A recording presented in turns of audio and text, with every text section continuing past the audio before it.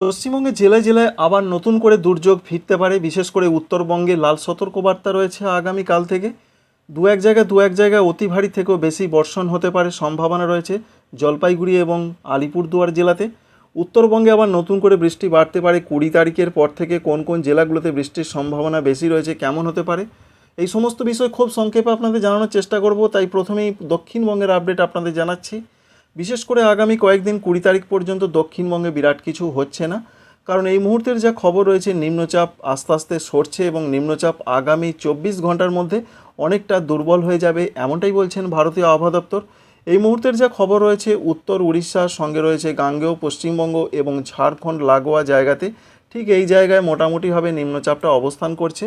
আগামীকাল সেই নিম্নচাপ দুর্বল হয়ে যাবে, যার ফলে বৃষ্টির সম্ভাবনা যে সমস্ত জেলাগুলোতে থাকছে এখনও, সেই সম্ভাবনা অনেক কমে যাবে। তবে যা খবর রয়েছে যে পশ্চিম দিকের জেলাগুলোতে পশ্চিমবঙ্গের যেমন রয়েছে বিশেষ করে বাঁকুড়া রয়েছে, পুরুলিয়া রয়েছে, পশ্চিম বর্ধমান এবং রয়েছে ঝাড়গ্রাম, এছাড়া পশ্চিম মেদিনীপুর। বিশেষ করে এই জেলাগুলোর দু এক জায়গায় একটু ভালো ধরনের বৃষ্টি হতে পারে, 1 পশলা ভারী হতে পারে আজকের, এমনটা তথ্য রয়েছে। তো আপনাদের ওখানে বৃষ্টি হয়েছে কিনা কমেন্ট করবেন। আগামীকাল থেকে বৃষ্টি সারা দক্ষিণবঙ্গেই কমছে। বিশেষ করে কলকাতা, হাওড়া, হুগলি, উত্তর 24 পরগনা এদিকে তো বৃষ্টির সম্ভাবনা অনেক কমে যাচ্ছে। সঙ্গে প্রত্যেকটা জেলার দিকেই বৃষ্টি কমবে। তবে যেহেতু বর্ষাকাল, বিক্ষিপ্ত বৃষ্টি কখনো কখনো হতে পারে, সেটা খুব একটা গুরুত্বপূর্ণ নয়। নিম্নচাপের জন্য বৃষ্টির সম্ভাবনা কমে গেল। 19 তারিখে বৃষ্টির সম্ভাবনা আরও কমছে। 20 তারিখে বৃষ্টির সম্ভাবনা বিক্ষিপ্ত, যেমনটা বর্ষাকালে কখনো কখনো হয় সেই পরিস্থিতি হতে পারে। 21 তারিখ থেকে পশ্চিমবঙ্গে দক্ষিণবঙ্গে আবার ব্যাপকভাবে বৃষ্টি ফিরে আসছে। 21 তারিখ থেকে প্রত্যেকটা জেলার দিকেই মাঝারি দু এক জায়গায় ভারী বৃষ্টি হতে পারে। নতুন নিম্নচাপ আবার দানা বাঁধতে পারে বঙ্গোপসাগরে। 21, 22, 23 এই 3টে দিন আবার দক্ষিণবঙ্গ ভালো রকম বৃষ্টি পেতে চলেছে, এমন নতুন করে পূর্বাভাস রয়েছে। 24 তারিখের দিকেও দেখা যাচ্ছে নতুন নিম্নচাপের জন্য আবার ভালো রকম বৃষ্টির চান্স রয়েছে।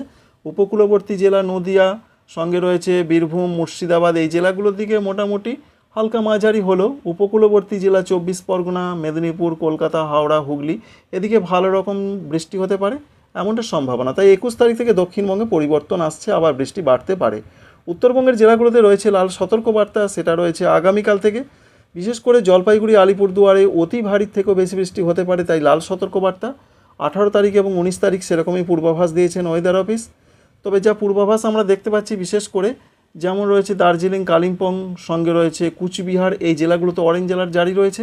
এখানেও ভারী থেকে অতি ভারী বৃষ্টির চান্স বা সম্ভাবনা অবশ্যই থাকছে। উত্তর দিনাজপুরে 2-1 পশলা একটু ভারী বৃষ্টি হতে পারে, সেটা 20 তারিখের দিকে। তবে 18 এবং 19 তারিখে বিক্ষিপ্ত হালকা মাঝারি বৃষ্টির সম্ভাবনাই রয়েছে, যেমন উত্তর দিনাজপুর, দক্ষিণ দিনাজপুর, মালদহ জেলাতে। তবে 21 তারিখ থেকে যা পূর্বাভাস রয়েছে 21 তারিখে কিছুটা বৃষ্টি হলো সকালের দিকে। 22 তারিখ থেকে উত্তরবঙ্গের জেলাগুলোতে আস্তে আস্তে বৃষ্টি কমে যাবে। তবে 22 তারিখে সকালও বা সকালের পর দুপুর থেকে মোটামুটি আবহাওয়াতে একটা বেশ কিছুটা পরিবর্তন লক্ষ্য করা যাবে, যেটা আমরা অনুভব করতে পারবো, চাক্ষুষ দেখতে পারবো 23 জুলাই তারিখ থেকে। তাই 23 জুলাই তারিখ থেকে উত্তরবঙ্গে বৃষ্টি অনেক কমে যাবে, 22 পর্যন্ত চলবে। তবে 21 তারিখ থেকে তীব্রতা অনেক কমতে থাকবে, 23 তারিখ থেকে আরও কমে যাবে। তাই সবথেকে বেশি বৃষ্টি উত্তরবঙ্গের জেলাগুলোর যা খবর রয়েছে বিশেষ করে রয়েছে 19 তারিখের দিকে, 20 তারিখের দিকে, 21 তারিখের দিকে, এই সমস্ত জেলাগুলোতে। সঙ্গে 18 তারিখ আগামীকালও ভালো রকম বৃষ্টি চলবে। সবথেকে বেশি সম্ভাবনা জলপাইগুড়ি, আলিপুরদুয়ার, তার থেকে একটু কম সম্ভাবনা হলেও অতি ভারী হতে পারে 2-1 জায়গায় দার্জিলিং, কালিম্পং, কুচবিহারে। উত্তর দিনাজপুরে সম্ভাবনা আরও কম হলেও মাঝারি বৃষ্টি হবে, 2-1 জায়গায় ভারী। আরও সম্ভাবনা কম রয়েছে দক্ষিণ দিনাজপুর এবং মালদহতে, সেখানে হালকা মাঝারি বৃষ্টি হবে, তবে বৃষ্টিটা অধিকাংশ জায়গাতে হতে পারে। আপডেটটি ছিল এই পর্যন্তই।